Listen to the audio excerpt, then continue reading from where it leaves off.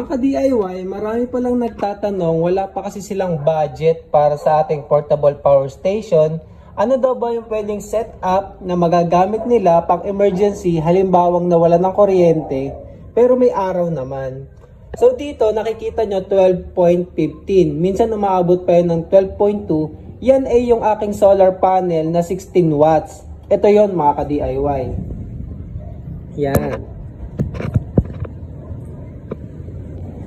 Yan ay NSS na 16 watts solar panel. So siguro makaka-harvest ka dyan ng mga more than 10 watts.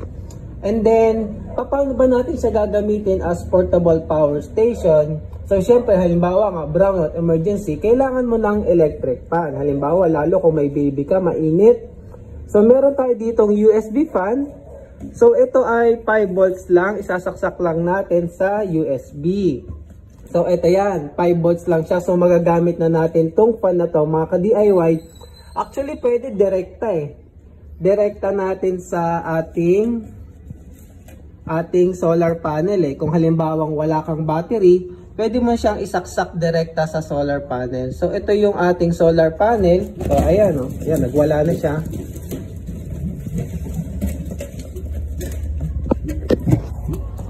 So, ayan, ganyan siya kalakas mga ka-DIY. So, malakas na din yan kasi yung solar panel, enough naman yan sa ating solar fan or DC fan kasi 5 watts lang to mga ka-DIY. Malakas na rin kahit papano. Hindi ka na maiinitan dyan. So, ayan, pwede yan direkta sa solar panel. Pero siyempre, halimbawa, may ilaw at gusto mo rin na paganahin yung ilaw, mas maganda kasi meron kang battery. Kasi sa gabi mo siya gagamitin, di ba? Usually halimbawa. So meron ako ditong UPS, ayan. Yan ay available din sa shop namin. Pero pwede rin kayong bumili. Meron namang nabibili niyan na case lang mga ka-DIY.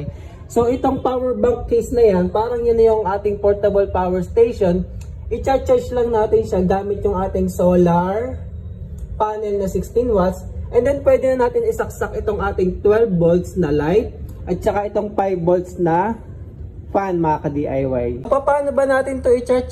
Ayan, meron naman ditong 12 to 13 volts input, tapos meron siyang 12 volts output at meron din siyang 5 volts at saka 9 volts. So yung 12 volts, dyan natin isasaksak yung output ng ating, ito pala galing to sa solar panel ha mga ka-DIY. So may USB output siya at saka meron siyang 12 volts output. So yung 12 volts, dyan natin isasaksak para mag-charge yung ating battery. So i-on ko lang kasi naka-off pala. So ayan, charging siya, kulay red, nakikita nyo. And then magiging 3 lights yan kapag full charge na siya mga ka-DIY. So halimbawa, sa maghapon, ayun, humina yung araw kaya nawala yung charging kasi kumulimlim. Sa maghapon, ma-charge mo siya. Sa gabi naman, pwede mo nang isaksak yung ating 12 volts na light. So, dito mo lang isasaksak yung 12 volts. Ayan. So, may ilaw ka na sa gabi. At saka yung ating DC fan. So, pwede mo na rin isaksak, mga ka-DIY. Dito, syempre, sa ating USB output. Pero, syempre, hindi lang naman fan. Pwede rin na cellphone. In case of emergency talaga. So, kailangan mo yung fan. So, ayan. Kailangan mo yung cellphone i-charge. So, meron kang fan, meron kang ilaw, meron kang power bank. So, parang power bank na rin siya mga ka-DIY. So, budget setup lang to. Maliit lang na solar panel. 16 watts lang yun. So, nasa 500 pesos. Itong ating fan ay nasa 300. Ito atang ilaw na to. Hindi ko na maalala. Parang 100 plus lang yan o less. Medyo pricey lang ay ito kasi meron tayo ditong 12,000 mAh, ay hindi, 246, tama, 12,000 mAh battery yung laman yan. So depende na lang kung magre-recycle kayo ng battery kasi case lang naman talaga to.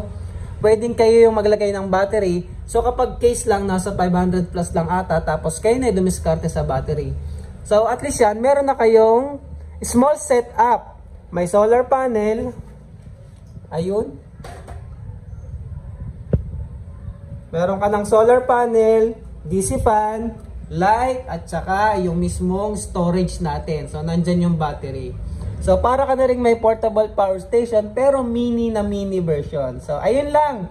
Halimbawa low budget pa, gusto niya lang meron kayong pang backup in case magkaroon ng power outage. So pwede na tong setup na to mga ka-DIY.